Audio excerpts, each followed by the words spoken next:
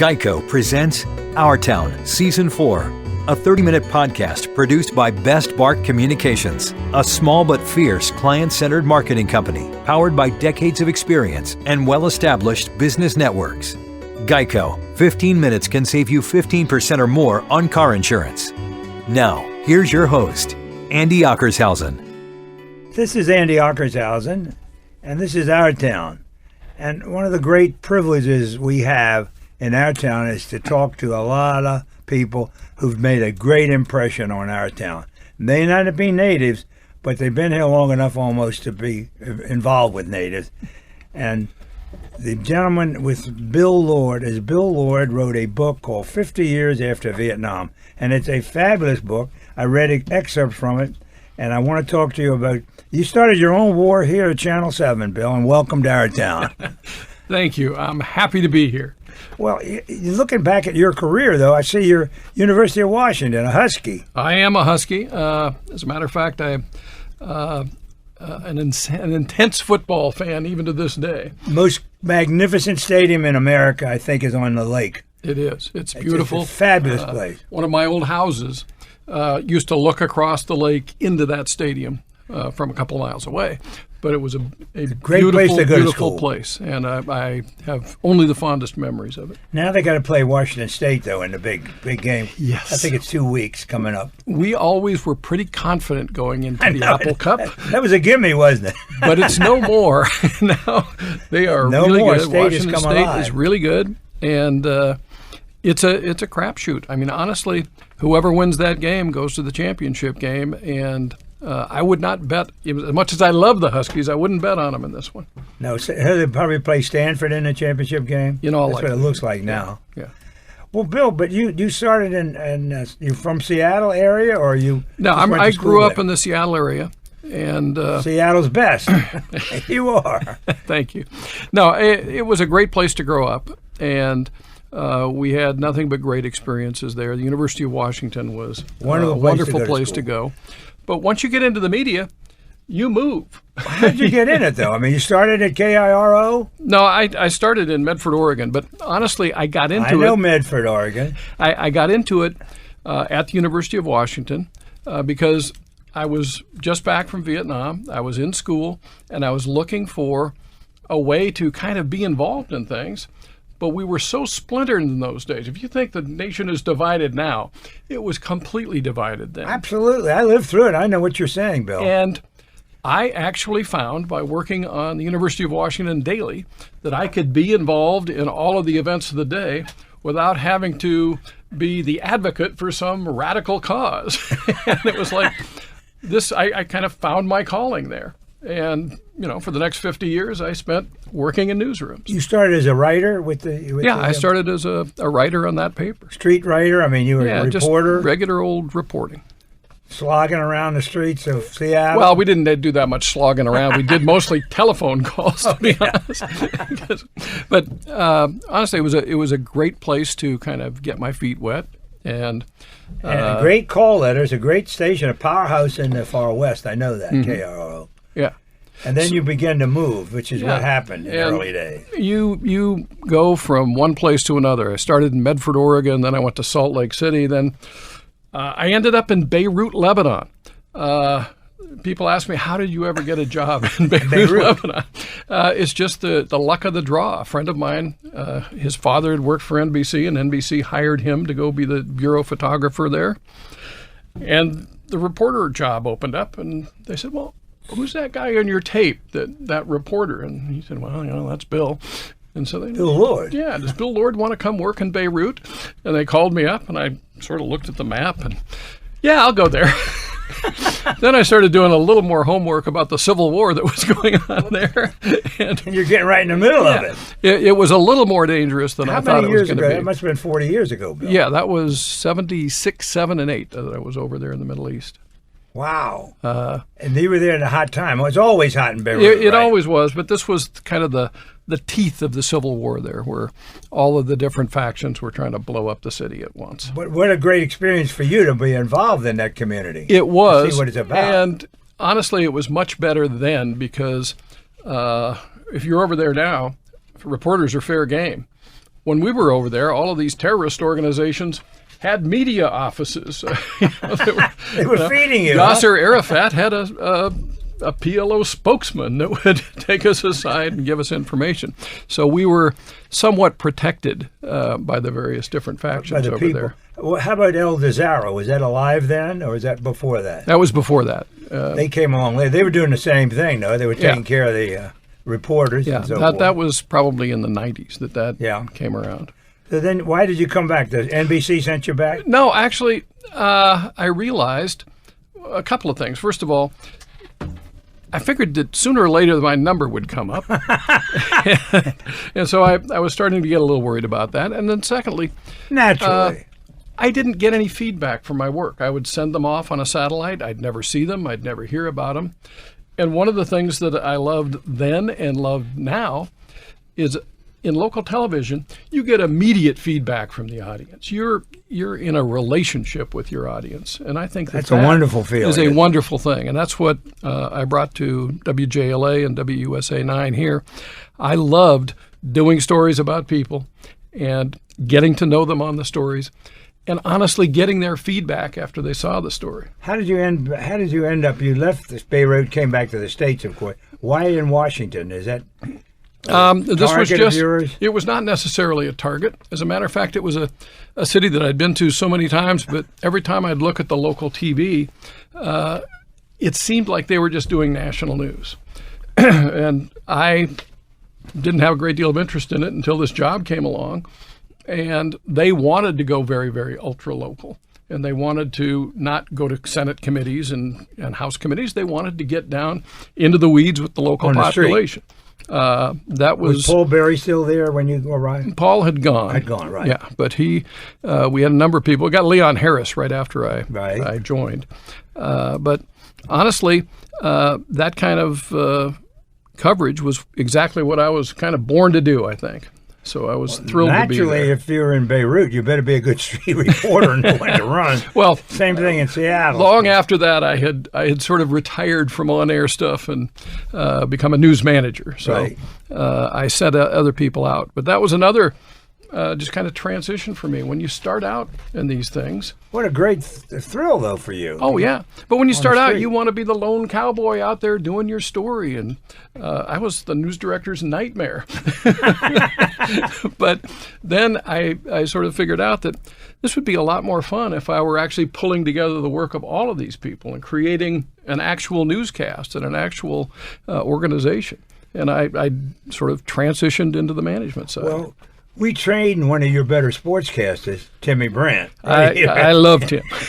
Right in his studio, I brought Timmy in from the University of Maryland. He was working for a promoter out there, but I knew the family and so forth. But they were local people. Tim is a local guy. Oh, yeah. You can't ever have a conversation without him bringing up the good old days of Catholic schools and sports and all that kind of stuff. He did it all. Yeah. Of course. So he was one of the great pieces of the team at Channel 7. Put together, absolutely. With Leon and with Kathleen Matthews and Tim Brandt. The erstwhile Kathy Cunningham, you knew that, didn't you? And I can't go without saying Doug Hill. Doug Hill was another significant part of our operation. Channel 9. Yeah, we swiped a lot of people from Channel 9, including Gordon Peterson. Tell me about it. You did the world a great charge with that. We're going to be right back and talk to Bill Lloyd more. We're deep into Channel 7 now. I want to talk to him about the rest of the market. This is Andy Ockershausen, and this is Our Town. Technology Truths, brought to you by Geico. Technology Truths. Truth. You have 14 login passwords, and you can't remember any of them. Doug 1. Doug 2. Doug is awesome. Doug is awesome 1, 2, 3. Truth. It's so easy to switch and save on car insurance at geico.com. Doug is super cool &_! 1985. Knew it. Geico. 15 minutes could save you 15% or more. This is Attorney Mike Collins. Come to my seminar and I'll explain in plain English all you need to know about wills, trusts, taxes, probate, and how to keep your money in your family. I'll show you how to eliminate those dread death taxes and avoid the expense and delay of probate. See how our Reservoir Trust can protect your family's inheritance from lawsuits and the divorce court. Thousands of your neighbors have already attended. So watch the mail for your special invitation and register now at MikeCollins.com. That's MikeCollins.com. You're listening to Our Town with Andy Ockershausen. Brought to you by Best Bark Communications. Thank you. This is Andy Ockershausen. This is Our Town, and talking with Bill Lord about his time in grade here at Channel 7. At one time, it was WMAL-TV, of course. Sure. And being part of the furniture there at one time, where I started in the world, is being a messenger for Channel 7, which is maybe the best job I ever had because I knew everything going on. But that was a long time ago. that was like 1950. So and I see, and growing up here and being part of it, I envy you and the opportunity you had to do something significant at Channel 7. Mm-hmm. Well, I went in there and was told that my job was to close the gap between Channel 7 and Channel 4. Channel 4, as you know, was the longtime market leader. Right, always competitive. And we didn't have a lot of the advantages they had. They had that team that had been together for 30 years. They had the NBC programming. My gosh, it was tough to compete with them. But we did occasionally catch them on certain programs. We'd win at 5 o'clock every now and then, and we'd win at 11 o'clock every now and then. And we would do the massive promotion of these wins. Not to say that we actually were the number one station in town, but just to create an argument as to who it might be. To get the buyers talking is well worth it. Yeah, we did extremely well in a couple of these books, and when that would happen, we were a trumpet solo out there blowing our own horn. You had to, and that was a great. Yeah. The buyers and all knew it. Mm-hmm. I recall at times talking to the ownership, Joe Holbrook, way back about Channel 7 was WMAL-TV. They couldn't be number one. So I said, why don't we change the focus and be the most profitable? So if you can't get one, you get the other. And we made a lot of money at Channel 7. He was almost a visionary in that sense, or maybe it was you doing it for him. Maybe he was just stealing your good work. But that was kind of the premise when I got there is if we can't be the number one station, we'll make the most money. Absolutely. Or we will make the most money relative to our total sales. But the son, Robert Albritton, also wanted to win. He was competitive, still is very competitive. Oh, I know you're very competitive. So we maintained our ability to serve our sales department and to make sure that there were adequate profits, so we should say. Well, you had a great staff, Bill. I mean, but we also the guys on the street. Yeah, but we also wanted to get out there and win the news battle and win the ratings. So in my case, I was kind of the product guy. I was the guy that was going to create the product so that the salespeople could keep the finances in order. And you would think that naturally there would be some push and pull between the sales department and the news department. Didn't really exist at Channel 7. That is a very unique situation. They're usually at loggerheads. They usually are, but we got along great. And I think it was partly because I recognized and ultimately got the salespeople to recognize that most of what they did was similar to what we did. Most of the people were similar. Sales account executive is similar to a reporter. You got to do it on your own. You got to make your own breaks. You got to get out there as an individual, and you're going to be judged as an individual. And once they realized that they were very similar people, a lot of friendships came out of that, and it made it so much easier. And, every now and then there are going to be problems between a sales department and a news department. You do a terrible story about a car dealer, and it's like somebody's going to tear their hair out upstairs. We've all had those. But we found ways to do the story in such a way that we were journalistically correct, and yet do it in such a way that the sales department didn't throw themselves out of the building. Well, I recall 7 on your side, but that was started way before you came here. It was, but I revived it a lot. Yes, it was a great thing. After Paul Berry left, it had fallen into just kind of a slogan for the station. Yeah, they weren't doing it. But I hired a guy named Ross McLaughlin, who I had worked with at another station, who was he was a brilliant investigative reporter, and he was a guy that I think, just enjoyed getting in people's faces. Hair shirt. And he would drive people nuts, but he would turn the best stories you could imagine. And he always was. He had a photographer, Sean Hoder, that worked with him all the time, and they always were ultra prepared. At one point, some guy they were trying to get an interview with grabbed the camera, threw it in his car, and drove off. And that's a story right there. Yeah, it's a story. But what the guy didn't realize is that they had set up a second camera on a little tripod on the hood of their car. So they have the whole thing on tape with this guy stealing their camera. The guy was arrested about 20 minutes later. They're very good reporting. So that franchise, I think, was part of our success. Was we really had some substance to it in addition to a marketing slogan. Well, way back before Bill Lord, we had the only overnight broadcaster on duty for radio and television, a guy named Larry Krebs, that had his camera. And the stuff he caught overnight, nobody else was on the street. Right. And he wasn't lucky. He was there all the time. Yeah. But we got so many. He's the one that trapped Wilbur Mills in the tidal basin. Had it on film. He was shooting B-roll then, too. I know. And frankly, it's taken a long time for stations to adopt this. But if you can get those hours between midnight and 5 a.m., you're golden. You're going to have the best stuff. I believe it. I believe that. And it's people will argue about the economics of it, but I always like to have things that the other guys didn't have, and that was one of the great ways to do that. I found that there was not enough money in the world to pay him for what he did, but he was happy. He worked for radio and television live, and he was just a great reporter for WMAL and Channel 7. If you can find somebody who likes that job, he loved it's gold. 24/7. Yeah. This is a great conversation I'm having with Bill Lord about the golden days of television. I think they're still here, but we'll be right back, Bill, and we're going to talk to you about your new career as an author. Okay. This is Andy Ockershausen. This is Our Town.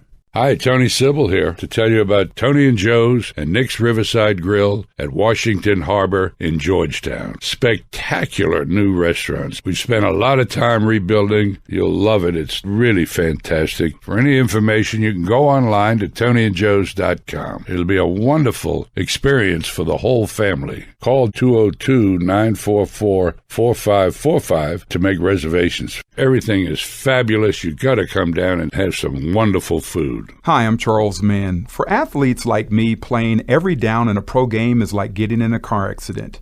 After years of playing football in Washington, my body is broken. I've had countless surgeries and joint replacements. I've been looking for a non-surgical treatment since I ended my career. I heard a radio ad for a seminar about alternative treatment. It's called regenerative medicine, which stimulates your own body to heal and repair itself. No surgery, no more pain. That got my attention. I went to a seminar to learn firsthand all about it. Now you too can benefit and receive this treatment. This is the same procedure that pro athletes use to quickly and effectively recover from injury. If you're looking to eliminate your pain and arthritis, or if you thought surgery was your only option, take the first step like I did. Call 410-787-7250. Register for the next seminar and learn more about this breakthrough procedure. Seating is limited. Register now by calling 410-787-7250 and start living life again.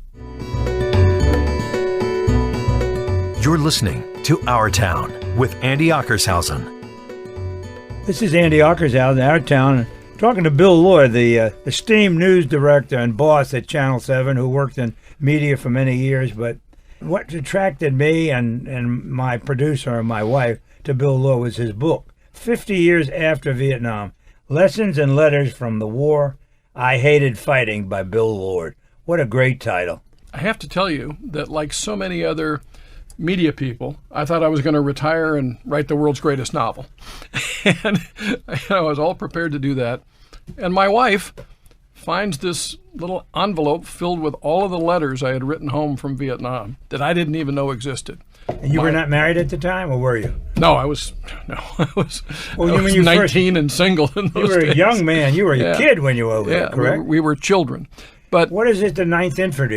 You weren't in the Army. You were just attached to it. No, I was in the Army. You were? I was a soldier. They're shooting at you. Yeah, that was my job, was rifleman. But we were what they called grunts. But anyway, My mom had saved all of these letters. My sister had kept them for years and finally gave them to my wife. And they sat in the house for a year or two, and then she read them one day and said, "You've got to write a book about this. You've got to turn it into a book." And so these letters kind of became the timeline. As a writer, you were doing a good job, and at the time, correct? Well, they were better. Rid of something by telling them. Let me put it this way: those letters were better than I thought they were because because my wife loved them, and it's been kind of funny. People who read the book, women who read the book, comment on the letters. Men who read the book comment on all the stories I tell. On the fighting, right? Yeah. So it's been a very interesting lesson in how these things work. How long a period of time does that take place, your letters? The letters cover a 9 or 10 month period, okay. Which was pretty much my entire time in Vietnam. You were rotated in and out as a unit or as an individual? No, I was an individual that rotated in. I was the way it worked in those days is to keep a unit alive. They made sure that you could go into a unit and come out of a unit, and I was one of the replacements that went in and joined a unit that was already there. There's another book written by somebody about this Vietnam thing. It's 50 years must have triggered a lot of people's thoughts. I think it did. I think a lot of us retired, and a lot of us thought, I got to get this off my chest, because you got to remember, I got back from Vietnam and started on a Friday and started school again on the next Monday. I put it out of my mind. Honestly, I didn't talk about it much at all. Lots of people didn't even know I'd been to Vietnam. So it was something I suppressed totally. Right. And, you lived with it, but you didn't let it out. Yeah. And so this gave me an opportunity to spill it all out. Well, great. I'm so dying to read it. Another aside for you, you probably haven't heard it yet. Paul Berry has been a friend of ours when we brought him from Detroit. But Paul told a story about Vietnam, about him building a radio. Have you heard that story? No. He built an FM station with equipment that they stole from various units, and they put it on the air the same time the other guy was doing Good Morning Vietnam. Oh, that's Paul funny. Berry, that's a newsman. Funny. That's funny. He came back on the plane and got a job the next day in Detroit. Wow, that's... almost like you did. Yeah. He put it aside, and then we got it out of him. Nobody ever knew that story about the FM. But anyway, Bill, what else happened after you got back? You decided to go into broadcasting, or you? I did. I wanted to find a place where I could work and not have to be an advocate. There were so many different advocates of one thing or another in those days. Oh, living through that. Well, you're over there saving us. I'm living in Washington, D.C. and reading about it, not knowing anything. I have relatives over there and friends and so forth. Never really looked back the way I did after the war ended. Well, let me give you an idea. I was there from late 67 through middle of 68. During that time, there was the Tet Offensive. Tet, yes. Walter Cronkite came out against the war. Lyndon Johnson gave up the presidency. Martin Luther King was shot. Bobby Kennedy was shot. The Chicago Convention and the police riots. All of this happened while we were away. And this was changing the attitudes of the entire country, so that I went over there as kind of this innocent kid, thinking that I was going to come back to the kind of Leave It to Beaver world, and it wasn't there anymore. Didn't exist. And during that time, people went from being worried about the war to hating the war to ultimately disliking the soldiers who were fighting the war. So by the time we got home, we were kind of persona non grata. I mean, you talk about. I am. That was the thrilled. population. I do recall that. I am thrilled when I go to a baseball game and everybody has the veterans stand up. Now, and yeah. These are all the younger veterans. But honestly, when we got back, we were just basically just treated poorly, I guess is the way I would say it. We were that's not historical. That's a fact. Nobody ever said thank you for your service. that didn't exist. The first person who said that to me was Doug Hill at Channel 7. We were talking one day, and he'd been in the Air Force, and I'd been in the Army, and as we were walking away, he said, "Thank you for service." And it's like, I've never heard that phrase before, Doug, but you're welcome. That's 40 years after you faced them yourself. Well, what do you feel now? Because I sense what you're saying. I think what happened in a terrible situation in Iraq, but that sort of brought the Army back, and no one saw Schwarzkopf and Allied Group and the generals. They got some popularity. But one time they used to boo the general. Yeah. I have put it a lot to rest. It's funny. People ask me all the time, well, what do you think about these guys who dodged the draft? Because, you went, what do you think about Trump and his bone spurs or some of these other people? And it's like, I've wiped that off the slate. It's over. It might have been me in a different circumstance. I mean, I had a cousin that moved to Canada who still lives there. Lots of my friends in college dodged the draft. There was no good option for people our age in that era. I mean, if you came of age in 66, 7, or 8, and the draft was hot, you either dodged it or you got caught up in it or you moved. And I just can't judge anybody who took a different alternative than I did. I think that's wonderful that your attitude, because you can't change it. It was what it was. It is what it is. And that's the way it was in the country. Yeah. It wasn't right looking back, but at the time, nobody knew what was right or wrong. No, we faced a whole series of choices, all bad. Exactly. And our politicians were guilty, but they were good citizens. They just thought they were doing something great for the country, and they weren't. Yeah. McNamara, for instance, the whiz kid. Yeah, he was a whiz kid, but he just couldn't. None of the politicians could figure out a graceful way to end it. They all knew they had to. But I say in the book, honestly, I'm dying to read it. By 1968, by the Tet Offensive, everybody knew that we had nothing to fight for there. We were fighting for a corrupt government. We were fighting rebels in their backyard. We had no reason to sustain our effort. And even the politicians tended to agree with that. They wouldn't admit it publicly, but when they analyzed it, they had to know. Yeah, the body count wasn't winning the war. No, but ultimately, 30,000 more Americans died before they could figure out a way to get it over with. It's just unconscionable because, honestly, we knew. I mean, I was a 20-year-old idiot, but I knew that we had no business there. And all of the different, I mean, the Pentagon Papers, all those things were out there. They read it, they knew it, but they couldn't figure out a way to do it quietly. There was tons of unrest at home. Mm-hmm. And you didn't know it, of course. Now it's on TV every night, home. And if you were fighting in Vietnam, we'd watch it on Channel 7 tonight. Oh, yeah. That's not the way it is anymore. Yeah. My wife, who is 10 years younger than I am. Is she from Washington? No, she's from New Jersey. But that's close. She calls Seattle home now. But anyway, she grew up. Her brother was exactly my age, and he did not go. But she grew up watching it on TV and just being bewildered by it as a 10 or 11-year-old kid, just saying, how can this keep happening? How can it be? Yeah. Well, we all were wondering how can it be, but we knew it was still going on, and we knew because of our Andrews Air Force Base, they were flying those body bags into Andrews, every day, around the clock. The boys were coming home, dead or alive. Mm-hmm. But Bill Lloyd, you are such a very, very important part of our town and our life, and you've done a magnificent job for us, and I wish you nothing but complete success with your book. If anybody doesn't read about Vietnam, this is from a 20-year-old grunt. Yeah. So I'm dying to read it. Well, you will find that I was not even a very serious 20-year-old grunt when you read it. For whatever it is, there was some humor there by, what's his name, Good Morning Vietnam. It was supposed to be a fun show. Yeah. But there were not many funny body bags coming back. No, there weren't. And that's, honestly, in the book, I tried to give you a sense of it without giving you the blow-by-blow of the battles. I really didn't want to write a war book where it was like, well, we were trying to outflank the enemy and we could get a machine gun over here. It's not that kind of book. It really is just the experience of one guy and the inconveniences and kind of the growing awareness of the political situation. The way you describe it sounds to me like writing a football book without X's and O's. Yeah, exactly. And we're dying to read it. And Bill Lloyd, thank you for all you've done for our town and for Channel 7. I'm sorry you're not there anymore, but they're still friends. And they never say WJLA-TV anymore.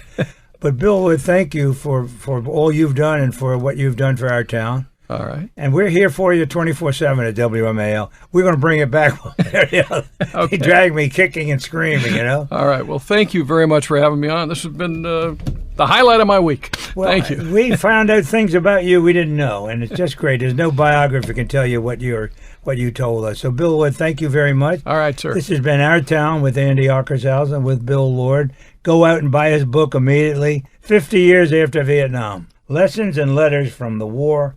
I Hated Fighting by Bill Lord. You've been listening to Our Town Season 4, presented by Geico, our hometown favorite, with your host, Andy Ockershausen. New Our Town episodes are released each Tuesday and Thursday. Drop us a line with your comments or suggestions. See us on Facebook or visit our website at OurTownDC.com. Our special thanks to Ken Hunter, our technical director, and WMAL Radio in Washington, D.C. And thanks to Geico. 15 minutes can save you 15% or more on car insurance.